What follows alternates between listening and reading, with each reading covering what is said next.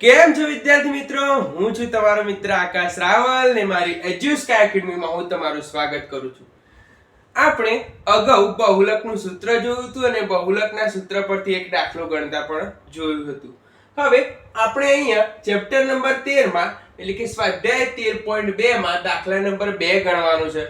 બરોબર, એ દાખલા નંબર 2 ની રકમ એવું છે, એવી આપેલી છે કે અહીં આપેલ માહિતી 225 વીજ ઉપકરણોના આયુષ્યની માહિતી છે. એટલે કે ભાઈ વીજ ઉપકરણો એટલે શું કે ભાઈ ફ્રીજ છે, પંખો છે, ટીવી છે, બરોબર, જે વીજળીથી ચાલતા હોય એવા ઉપકરણોની શું આપેલી છે, તમને માહિતી આપેલી છે.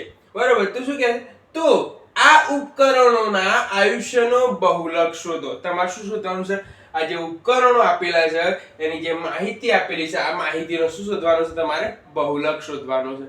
તો બહુલક શોધવા માટે સૌપ્રથમ તમને એનું સૂત્ર યાદ હોવું જરૂરી છે અને દાખલો ગણતા પહેલા સૂત્ર આપણે લખવું પડે. જેમ આપણે કોઈ સારા પ્રસંગે કોઈ સારો તહેવાર હોય તો ગણપતિ દાદાને યાદ કરીએ ને, એમ તમારે એ શું કરવું પડે? સૂત્રને યાદ કરવું પડે. જે દાખલો હોય એ દાખલાનું તમારે સૂત્ર યાદ કરવું પડે. તો ચલો અહીંયા લખું છું કે બહુલક, મેં તમને કીધું તું બહુલાઓ ઝરીન ખાન એટલે કે ભાઈ ઝેડ જેવી લાવો એટલે લખી નાખો એલ, એને 10 વાગે લાવવાની એટલે કે ભાઈ 1 અને 0 લખી નાખો. પછી મેં તમને કીધું તું 2100 અને 2 પગલા ચલાવવાની, કેટલી? 2100 ના 2. અને પછી જ એને આપણે ગુજરાતી ભાષામાં હાહરી કહીએ. શાસ્ત્રીને શું કહે? હાહરીને. કે ભાઈ એમાં એન્ટ્રી આપવાની. બરોબર, તો ધ્યાન આપો, એ લખી નાખીએ f minus f0 f1 minus f0 minus f2. બરોબર ને મિત્રો? તો જુઓ અહીંયા તમારું બહુલકનું સૂત્ર થઈ જશે l વત્તા f1 માઇનસ f0 ભાગ્યા 2f1 1 છે મિત્રો, 2f1 minus f0 minus f2. આવી રીતે લખાય મિત્રો. આ તમારું બહુલકનું સૂત્ર થઈ ગયું. તો તમારે શું કરવાનું? રકમ જોવાની, રકમની અંદર સૌપ્રથમ પસંદ કરવાની આવૃત્તિ. સૌથી મોટામાં મોટી આવૃત્તિ હોય એ તમારે પસંદ કરવાનું. તો સૌથી મોટામાં મોટી આવૃત્તિ તમને અહીંયા આપેલી છે 61. તો એને આપણે બોક્સ બનાવી દઈએ મિત્રો. અને સૌથી મોટામાં મોટી આવૃત્તિ હોય એને ધારવાની તમારા f1. બરોબર, પછી કે સાહેબ પછી શું કરવાનું? માધુરી દીક્ષિતને યાદ કરો. માધુરી દીક્ષિત શું કહે છે? 1 2 3 4 5 6 એ રીતે નહીં ગાતી કે? તો જો 1 પછી શું આવે? 2. કે ભાઈ f2. 1 પહેલા શું આવે મિત્રો? કે આવી જશે f0 આવી જાય મિત્રો. f0 આવી ગયું. f0 f1 f2. કે જો સાહેબ સૂત્રની અંદર f1 f2 અને f0 આ ત્રણ વસ્તુ તમને અહીંયા મળી ગઈ. એટલે આ વચ્ચેના ભાગની ટેન્શન આપણે જતી રહી. હવે શું કરવાનું? બીજી વસ્તુ શું શોધવાની છે? l શોધવાનું છે અને h શોધવાનું છે. તો જુઓ h ના શું કહેવાય? વર્ગ અંતરાલ કહેવાય. બરોબર, તો જુઓ h ના વર્ગ અંતરાલ કહેવાય મિત્રો. તો 0 થી 20, 20 થી 40, 40 થી 60 બધાના વચ્ચે ગેપ એટલે કે ભાઈ અંતર કેટલું છે એનો બાદબાકી કરીએ તો જો 20 માંથી 0 બાદ કરો એટલે 20, 40 માંથી 20 બાદ કરો એટલે જવાબ આવે 20. તો તમારો અહીંયા વર્ગ અંતરાલ મળશે મિત્રો 20. ખબર પડી? એ જે વર્ગ વચ્ચેનો જે અંતરાલ હોય એટલે કે પાછળની સંખ્યા પરથી આગળની સંખ્યા બાદ કરો. ક્યારે? સતત વર્ગ હોય ત્યારે તમે બાદ કરો તો તમને ત્યાં વર્ગ અંતરાલ મળી જાય છે. બરોબર, એટલે કે તમારો h અહીંયા મળી ગયો 20. હવે મિત્રો તો જુઓ આટલો ભાગ મળ્યો, આ h પણ મળી ગયો.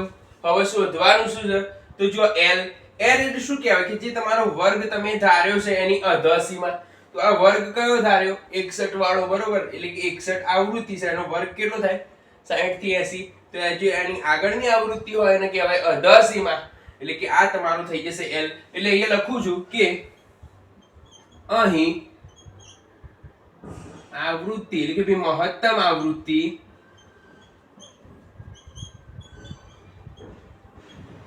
f1 બરાબર કેટલી છે? 61 હોવાથી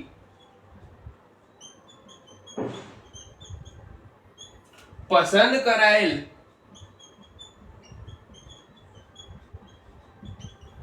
વર્ગ કયો આવશે મિત્રો? તો ભાઈ પસંદ કરાયેલ વર્ગ 60 થી 80 આવવાનો.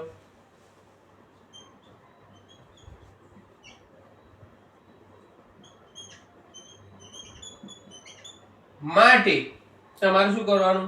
અહીંયા જેટલી જેટલી કિંમતો મળી છે એ લખી દેવાની, તો જ તમને બોર્ડમાં પૂરેપૂરા માર્ક્સ મળે મિત્રો. તો જુઓ કેમ દાખલો તમારો લેન્થી બને. F1 કેટલા છે? 61. F2 કેટલા મળ્યા આપણને? 38 મળ્યા, બરોબર. F0 કેટલા મળ્યા આપણને? 52 મળી ગયા, બરોબર. આ 3 મળ્યા. હવે L અધાસીમાં કેટલી મળી? તો L બરાબર તમને મળી ગયા હતા 60, બરોબર ને? કેમ?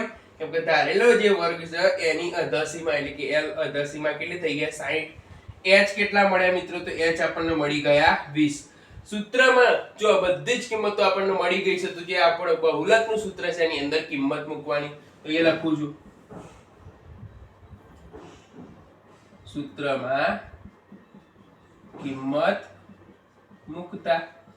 તો જો સૂત્રમાં કિંમત મૂકીએ મિત્રો, તો Z બરાબર L ની જગ્યાએ L ની કિંમત તો કેટલા છે? L 60 વત્તા F1 માઈનસ F0. F1 કેટલા છે આપણા જોડે? 61 માઈનસ F0 કેટલા છે મિત્રો? 52 ભાગ્યા 2F1. શું કહે છે? 2 into F1. 2 into F1 એટલે કે જો 2 મૂકી દીધા ગુણ્યા F1 કેટલા છે? 61 છે, માઈનસ F0. શું કહે છે? F0 મિત્રો. તો F0 એટલે શું થઈ ગયું? 52 માઈનસ F2. F2 કેટલા છે મિત્રો? અહીંયા 38, બરોબર. ત્યારબાદ જુઓ આ તમને મળી ગયું, અને H કેટલા છે મિત્રો? તો H આપણા મળી ગયા છે 20. જુઓ હવે શું આપવાનું મિત્રો? તો હવે આપો સાદુરૂપ. સાદુરૂપ આપીએ તો જુઓ એ શું થઈ જશે? 60 વત્તા 61 માંથી 52 જતા રહે મિત્રો, એટલે તમારા વધશે 9 ભાગ્યા અહીંયા 61 દુ કેટલા થઈ જશે? 122 થાય, કારણ કે 60 દુ 120 થાય, ને ઉપર એક એક ગુણાઈ જાય એટલે 122 માઈનસ 52 અને 38 બંનેનો શું કરવાનો? આપણે સરવાળો કરવાનો મિત્રો. કેમ? કેમ કે માઈનસ માઈનસ સંખ્યા હોય તો એકબીજામાં ઉમેરાઈ જાય મિત્રો, બરોબર. પછી શું થઈ જાય? જે ધન સંખ્યા હોય એમાંથી બાદ થઈ જાય. તો જો અહીંયા સરવાળો કરીએ તો 38 ને 2 40 ને ઉપર 50 એટલે કેટલા થઈ જશે? માઈનસ 90 ગુણ્યા કેટલા થઈ જવાના? 20.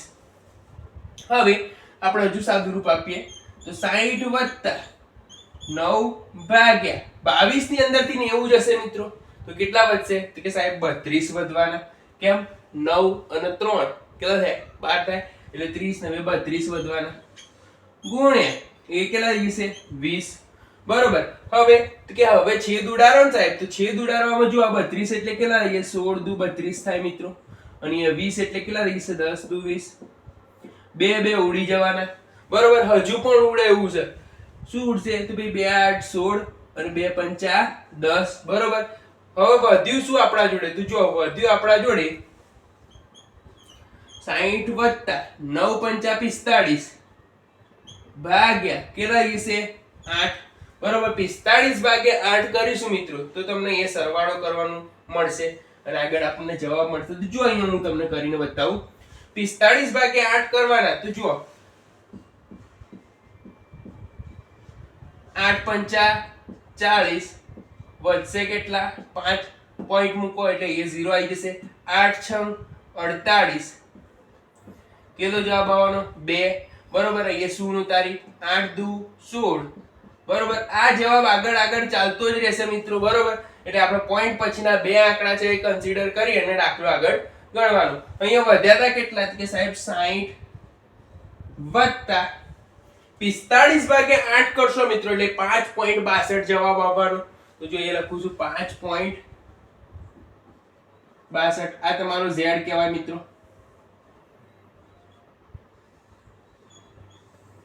બરોબર.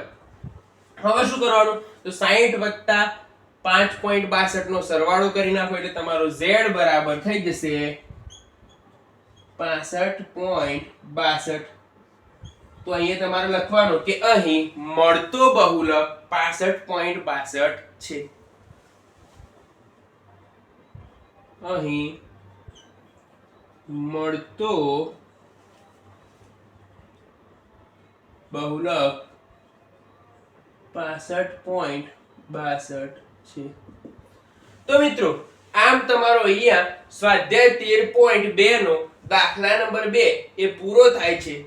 આની અંદર કોઈ પણ જાતની ક્વેરી હોય અથવા ટોપિકની અંદર અથવા ગણિતની કોઈ પણ જાતની ધોરણ 10 ની ક્વેરી હોય તો તમે મને વિડીયોના અંતમાં જે WhatsApp નંબર આપેલો છે એની અંદર તમે મને WhatsApp કરી શકો છો, જેથી હું તમને વિડીયોની અંદર જણાવી શકું, એનું સોલ્યુશન આપી શકું.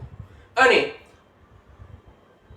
જો તમને વિડીયો ગમતો હોય તો આ વિડીયોને તમે લાઈક કરજો, શેર કરજો તમારા મિત્રો સાથે, અને આ ચેનલને સબસ્ક્રાઇબ કરવાનું ભૂલતા નહીં, જેથી તમને આવા નવા વિડીયો મળતા રહે. ધન્યવાદ.